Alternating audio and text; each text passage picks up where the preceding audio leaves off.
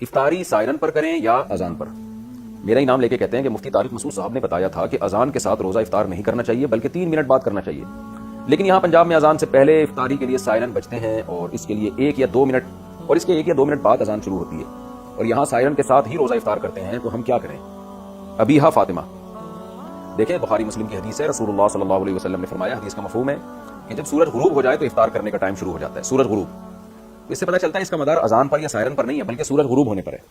اب سورج غروب ہونے کا کیسے پتہ چلے گا؟ یا تو آپ اپنے مکان کی چھت پہ کھڑے ہو کر دیکھیں کہ بھئی سورج غروب ہو رہا ہے کہ نہیں ہو رہا، 100% جب یقین ہو جائے کہ غروب ہو چکا ہے، شک ہو پھر نہیں، یقین ہو کہ غروب ہو گیا تو آپ افطار کر لیں۔ اور ایک طریقہ یہ ہوتا ہے کہ اس تکلف کے بجائے آج کل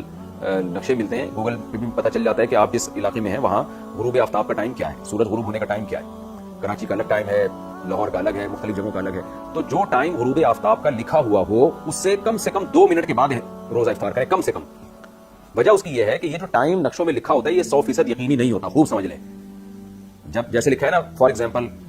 کراچی میں آج کا ٹائم جو لکھا ہوا ہے وہ ہے 6:50، فار ایگزامپل، شاید 51 ہو یا 49 ہو، مجھے پوری طرح یاد نہیں ہے، 6:50 لکھا ہوا ہے، تو آخری درجے کی احتیاط یہ ہے کہ 6:52 پہ، یعنی 50 لکھا ہوا ہے تو 52 پہ آپ افطار کریں، کیونکہ 6:50 اس میں 100% کیلکولیشن صحیح نہیں ہوتی ہے، بعض دفعہ 1 منٹ بعد سورج غروب ہو رہا ہوتا ہے، تو آپ 2 منٹ کی کم سے کم، بعض علماء تو کہتے ہیں 3 منٹ احتیاط، لیکن چلیں آپ 2 منٹ کی احتیاط کر لیں۔ میں تو ویسے 3 منٹ کرتا ہوں، 6:50 اگر لکھا ہے تو 6:53 پہ افطار کرتا ہوں میں، یعنی 2 منٹ بھی احتیاط جب بھی ہوگی نا جب 53 پہ آپ کریں گے، 50 لکھا ہوا ہے تو آپ 53 پہ افطار کریں اور آپ کی گھڑی بھی صحیح ہو،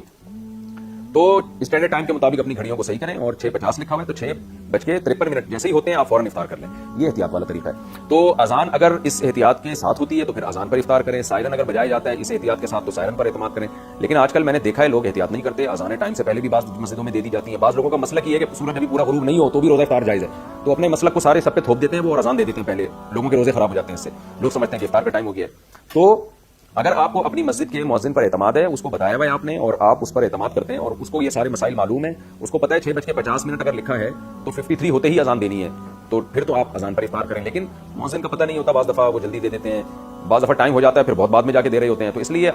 بہتر طریقہ یہی ہے کہ آج کل تو موبائل میں اپلیکیشن ڈاؤن لوڈ ہو جاتی ہیں، اس میں سحر و افطار کے ٹائم لکھے ہوئے ہوتے ہیں، تو گھر میں کوئی کیلنڈر لے کے لگا لیں اور اس کے مطابق افطار کیا کریں، جو غروب آفتاب کا ٹائم ہے اس کے کم سے کم 2 منٹ کے بعد، یعنی 50 لکھا ہوا ہے اس پہ 6:50 لکھا ہے تو 6:53 ہوتے ہی آپ افطار کر لیں۔